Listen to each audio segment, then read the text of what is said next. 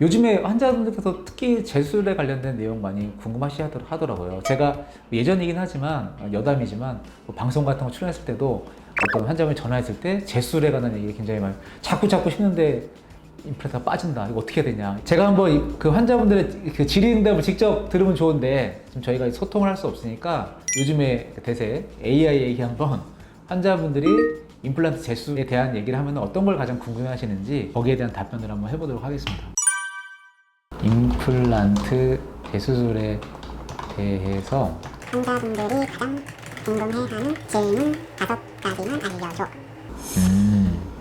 역시나 AI가 알려준 질문도 제가 평소에 환자분들에게 많이 듣는 질문과 비슷하네요. 가장 궁금해하는 첫 번째 질문, 임플란트 재수술을 꼭 해야 되나요?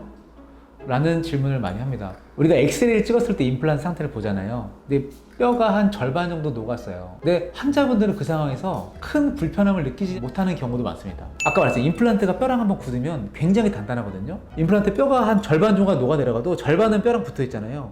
얘가 힘이 굉장히 단단해요. 얘가 막 움직이지도 않고 흔들리지도 않으니까 이거 뭔가 불편한데 안 흔들리는데 이거 꼭 빼야 되나요? 이런 질문을 하는 거거든요. 뼈가 계속 녹아 내려가서 임플란트 밑바닥까지 녹아 내려가면은 그때는 임플란트 덜렁덜렁 흔들리겠죠. 그 상황까지 뼈가 녹을 때까지 주위험을 놔두게 되면은 임플란트 수술도 제술이 어려워질 수도 있습니다. 그래서 의사 선생님과 잘 상담하셔가지고 골 소실이 어디까지 일어나는지를 파악을 해봐야 되고, 두 번째, 왜 임플란트가 그럼 실패했나요? 이건 아까 제가 여태까지 떠들었던 내용 중에 하나죠. 이거 내가 뭐 잘못했나? 이거 치과 문제 아니야? 원인들이야 다양할 수 있지만 근데 그 여러 가지 그 불리한 요건들이 어디에 갖춰져 있었나를 한번 파악을 해보는 게 중요한 거여서 이 주위험과 파절이 왜 일어났냐를 한번 서로 잘 얘기하면서 그 원인을 찾아보는 게 좋을 것 같습니다.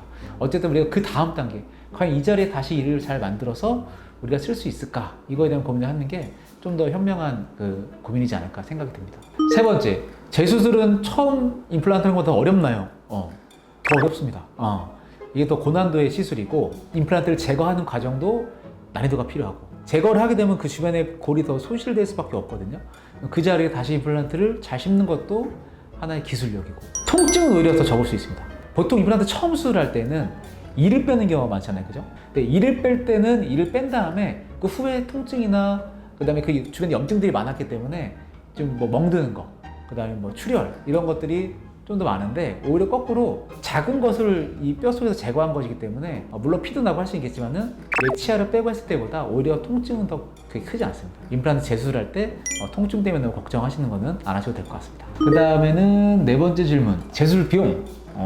비보험 진료가 많기 때문에 병원마다 정책이 다르고 다를 수 있겠지만 저희 치과 기준으로 하면은 동일합니다.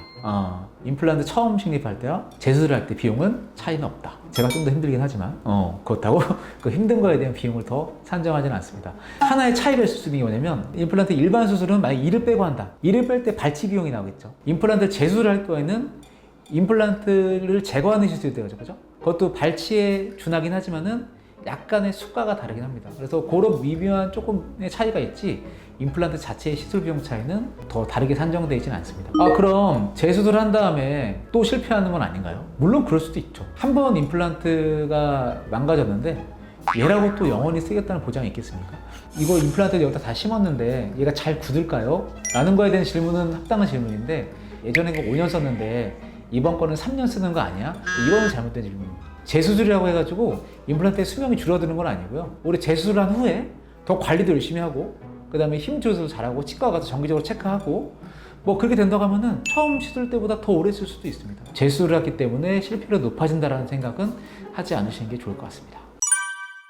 이 AI가 하는 질문을 5가지 추려봤는데 환자분들이 뭐 가장 보편적으로 궁금해하시는 질문들이고, 저희 병원의 환자분들이 오셔서도 하는 여러 가지 질문 중에 다 포함이 되는 것 같습니다. 그래서 이런 질문사항 참고하셔서 재수술은 난이도가 있지만 그렇다고 성공률이 낮은 치료는 아니다 라고 생각하셔서 임플란트에 문제가 생기면 너무 오래 방치하지 마시고 같이 적극적으로 치료에 임하시는 게 좋을 것 같습니다. 다음번에 다시 인사드리도록 하겠습니다.